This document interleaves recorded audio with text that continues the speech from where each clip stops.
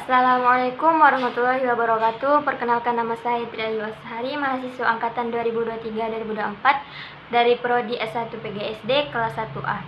NIM 2386206052. Baiklah, di sini saya akan menjelaskan materi bahasa Indonesia tentang pengertian ejaan, penulisan huruf, penulisan kata, penulisan singkatan dan akronim, dan yang terakhir kali penulisan angka dan lambang bilangan.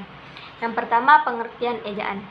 Ejaan merupakan faktor seperangkat kaidah yang mengatur cara melambangkan bunyi ujaran, cara memisahkan dan menggabungkan lambang-lambang dalam satu bahasa. Pemakaian ejaan yang benar merupakan salah satu faktor yang menentukan kesempurnaan bahasa tulisan.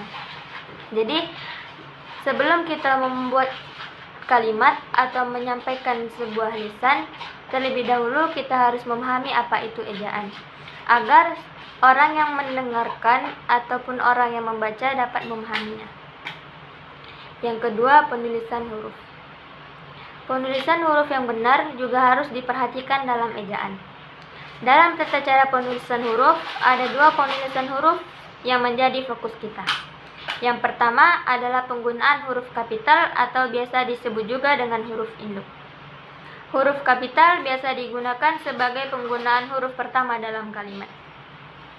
Juga dalam membuat gelar kehormatan, nama pangkat, ataupun dalam menuliskan nama seseorang. Huruf kapital juga digunakan sebagai huruf pertama dalam membuat nama bangsa, nama tahun, bulan, hari, dan masih banyak lagi penggunaan huruf kapital yang lain. Yang kedua adalah penggunaan huruf miring atau secara umumnya disebut juga dengan italik. Huruf miring digunakan untuk menulis nama buku, majalah, dan suatu kabar yang dikutip dalam tulisan. Huruf miring juga digunakan untuk menegaskan atau mengkhususkan huruf ataupun kelompok kata. Bukan hanya itu, huruf miring juga digunakan ketika menulis kata-kata dan ungkapan asing, kecuali yang telah disesuaikan ejaannya dalam ejaan yang disempurnakan. Yang ketiga, penulisan kata.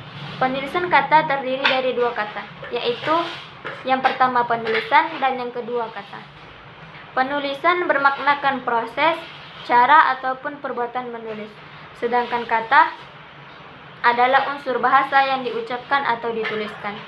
Jadi, dari pengertian tersebut dapat disimpulkan bahwa penulisan kata adalah proses atau cara menulis yang mempertimbangkan unsur bahasa yang diucapkan atau dituliskan.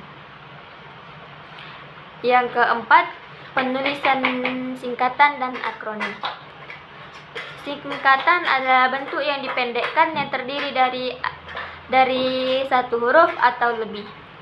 Biasanya singkatan digunakan dalam menuliskan nama orang, gelar, jabatan, nama resmi, ataupun lainnya.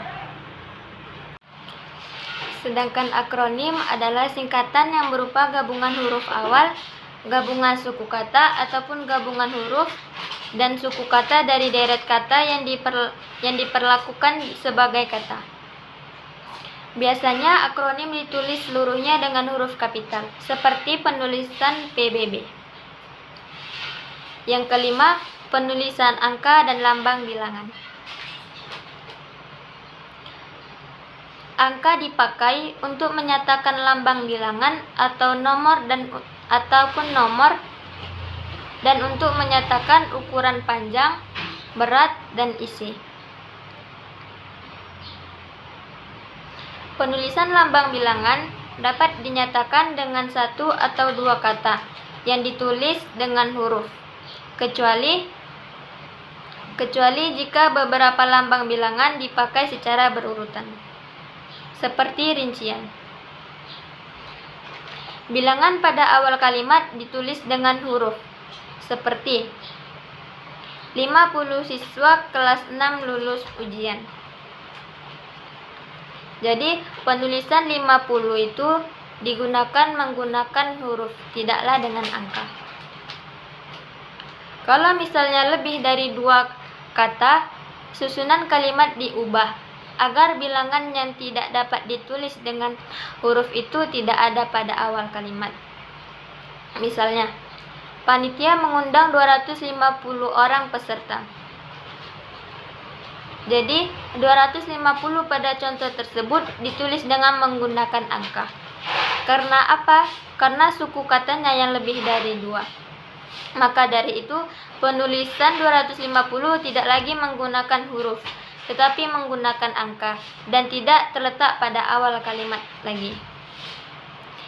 Sekian dari penjelasan saya. Wassalamualaikum warahmatullahi wabarakatuh.